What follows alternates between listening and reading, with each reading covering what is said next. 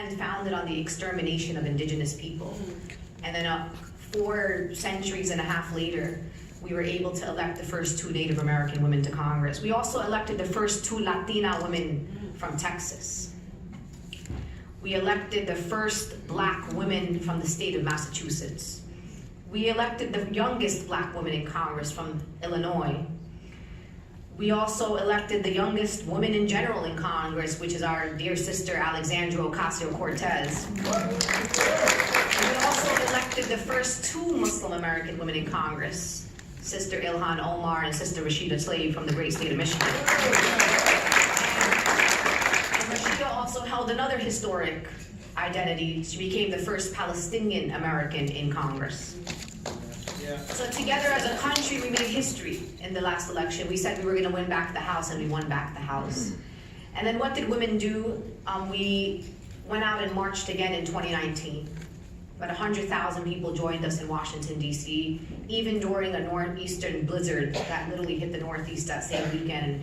While there were some buses that weren't able to get there, we still had 100,000 women, and there were hundreds of sister marches that continued to happen across the country. And the reason why we had that march in Washington, D.C. in 2019 is because we had the women's agenda. And I hope for folks who have not seen yet the women's agenda of the Women's March that you pick it up and you look at it. It's on our website at womensmarch.com/women's agenda. And the reason why I want you to look at this historic document, it is a historic document, and you get to say that you were alive when this document was unveiled. It is the most intersectional, boldest, most progressive feminist agenda that this country has ever seen.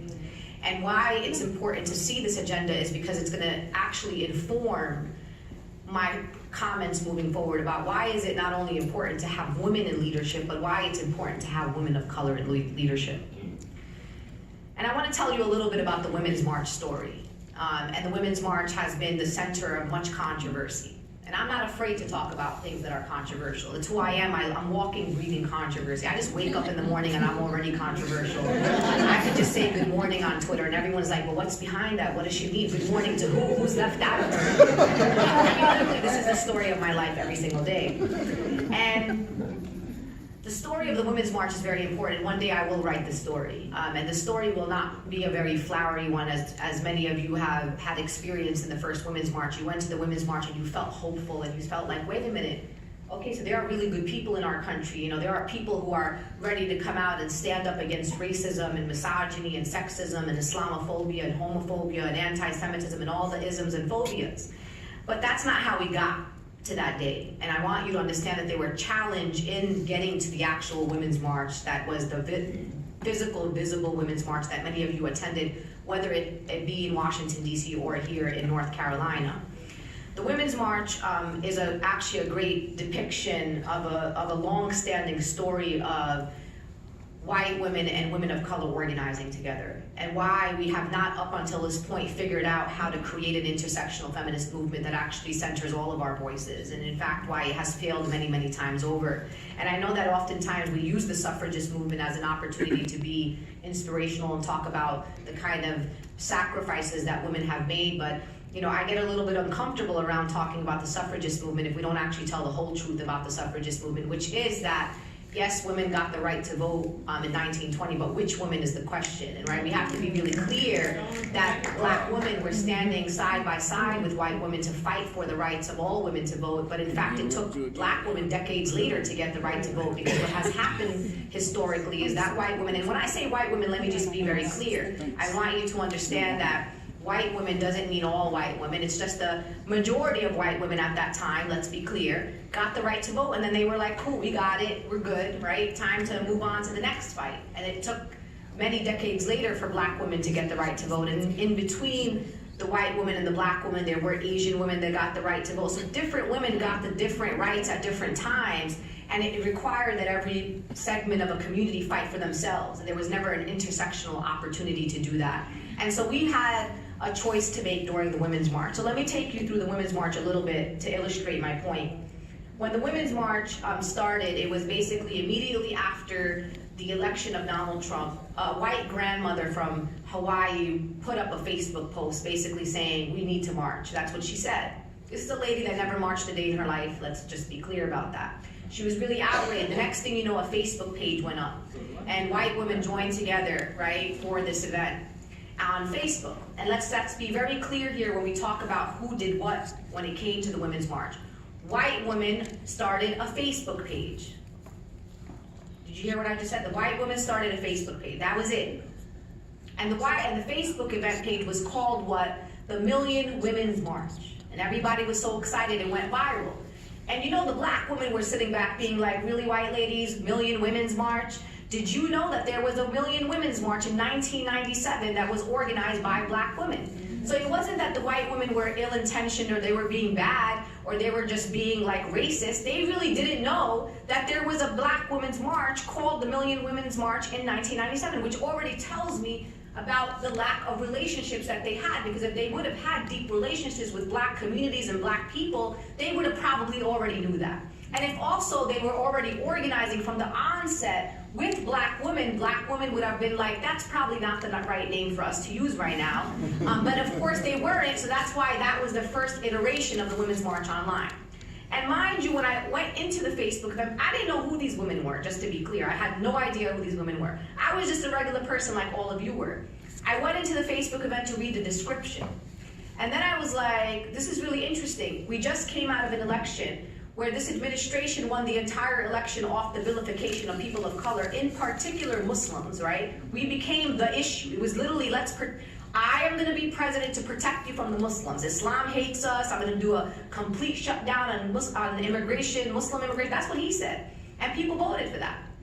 And when I looked at the description, it had this whole thing about women and women this and that, and stand with black women and native women and all kinds of women. And guess who was missing? The Muslim women. So I went in there courteously and I was like, this looks like a great endeavor. That's what I said. I was really professional. And I said, I would recommend and suggest that you add Muslim women, and that's it. And my comment went viral, which means that it was accepted by the people that were really excited about this event. As I was commenting, my dear sister Tamika D. Mallory had already gotten connected to the white women that were part of this organizer. She called me up, she said, I know you very well. If you don't feel heard, you will escalate. Just so you know, I'm talking to the white ladies, so we're gonna figure this all out. And then while Tamika was negotiating with these white women who had been introduced to us through a colleague of ours, who basically said, you probably wanna have some women of color in this, it just doesn't look good. You know, it's kind of 2016, you might wanna add a little color here. And they agreed, so the white women didn't say no. They were like, absolutely, we would love to have women of color involved in this process. And so what Tamika was negotiating, and at the same time, black women in particular, and particularly our elders and some of our mentors, some who came out of the civil rights movement and women who have been part of the feminist movement for a long time, came to us and said, I don't think you should go in there. Watch out, watch your back. And we were like, what do you mean? They said, look, we've tried this before. We've tried this for decades to try to organize together and build intersectional feminist movements with between women of color and white women, and it doesn't work. It hasn't worked for us. And so we want to make sure that you understand that as women of color, this is going to be a lot of emotional labor that you're going to have to put into this. So if you're ready to go in there, we understand, but we don't know if you're prepared for what's about to happen. So we went and we took one for the team. And what I mean by that is that when we went to the Women's March, these were really good women who basically had never marched ever in their lives. And they told us that themselves. These were entrepreneurs, school teachers, yoga teachers. Some of them were women who worked in tech. Some of them, one of my dear friends now in the Women's March, Brianne Butler, for example, she was a chef. And she was so outraged at the results of the election that she decided to channel her anger into this larger Women's March effort. And so when we went to the Women's March, one of the things that we explained to our white sisters who were in the room was, welcome to our world. I'm glad that it took Donald Trump to remind you that we have misogyny and sexism and racism and xenophobia and Islamophobia and anti-Semitism and all the isms and phobias and ableism, as we saw from the outrageous, horrific depictions of the worst of a human, which was what Donald Trump did during the elections. He went after disabled people, all kinds of women, you name it, he did it, right? And so we were basically telling our white sisters, just so you know, I'm happy that you're mad now, but we wish many of you were mad before, because the things that we are fighting up against are things that have always been here in this country. And one of the things that's important to understand about me, and something that Annette said about me earlier in the theme of this particular event today, is that I'm actually trained. I'm not just nonviolent. I am trained in Kingian nonviolence. And one of the principles of Kingian nonviolence is that you attack the forces of evil and not those doing evil. Which means that for me, I don't attack Trump directly. I didn't wake up one morning to decide that Trump was the enemy. Because guess what? Everything that you're upset right now about is going to be here long after there's a Donald Trump. It was here long before there was a Donald Trump. So we have to be, as a country, and that's why you don't necessarily see me part of the whole we have to impeach Trump group, because I'm like, cool, we can impeach Trump and that's fine, but then what comes after Trump? And then what happens when Trump is impeached? And I think a lot of us have to have that really courageous conversation. So when we went to the Women's March as women of color, we had to also have some conditions to our participation. Because I was not just about to be part of a march that's going to put the picture of the black lady and the Mexican Chicana woman, which was Carmen Perez, right? And Tamika was the black woman. I was the Palestinian woman that was wearing the hijab. And then there was Bob Bland, who was the white woman. This is very important when we do organizing work and we're trying to organize in our country. It's not enough for us to put people's faces as window dressing and say, look, diversity. Diversity without power is useless and meaningless, and I don't want it. When I went to the Women's March, the question was, what was our role going to be at the Women's March, right? What kind of decision-making power as women of color were we going to have? And so one of the things we asked for is that we were going to be the national co-chairs of the Women's March, so we wanted to have positions of power, but not only positions of power by name, but we also had roles to play at the Women's March. Like, for example, nobody knows that I was the fundraiser of the first Women's March. I was the lead fundraiser for the 2017 Women's March on Washington. So all the resources that you saw and all the organizing logistics that you saw was organized by others, but it required money. Because democracy, unfortunately, is not free in America, right? It's not free. Let's just be real. It's not free. And so we also were able to push for a conversation that said, look, I know that you are all mad at Donald Trump, and we understand it. We're mad too, but we don't only stand against something, we stand for something. And that is why we came up with the unity principles of the Women's March. So when you went to the Women's March, on our website, there were very clear unity principles that brought us together. This idea that we all should be treated with dignity and respect, and that we were committed to immigrant justice and racial justice and economic justice and environmental justice, right? That we want to live in a better and cleaner planet, right? And leave one that is better for our children and grandchildren. That we wanted to specifically talk about, when we talk about healthcare, not just about healthcare in general, that everybody gets healthcare, right? Because remember, even when everybody gets healthcare, some people get better healthcare than others. And we have to be able to talk about those very important issues. And so the women of color who came to the Women's March were able to really and bring with us an intersectional lens in how we look at things. So the white women, for example, will tell you this themselves. They ask us, they say, look, I'm a little unclear here. We understand, we want to fight for equal pay. Equal pay is very important to me. Women should get paid for the same work as men with the same qualification. That seems very baseline to me. But the other thing that we also have to understand is we can't talk about equal pay without looking at it through a racial justice lens. White women don't get paid the same as white men, but guess what? The black woman still doesn't get paid the same as the white woman, and the immigrant woman still doesn't get paid the same as the black and the white woman. So how can we talk about equal pay without talking about racial justice? It just has to be part of the conversation. When we talk about things like criminal justice reform, they said to us, well, what does criminal justice reform have to do with women?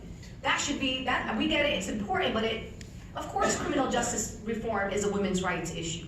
Not only when we talk about fighting for the rights of incarcerated women, but the women in communities who are left without their male relatives, oftentimes who are the breadwinners of their families, and the type of impact that incarceration has on people and communities, specifically women. So we, as women of color, understand the intersections very clearly.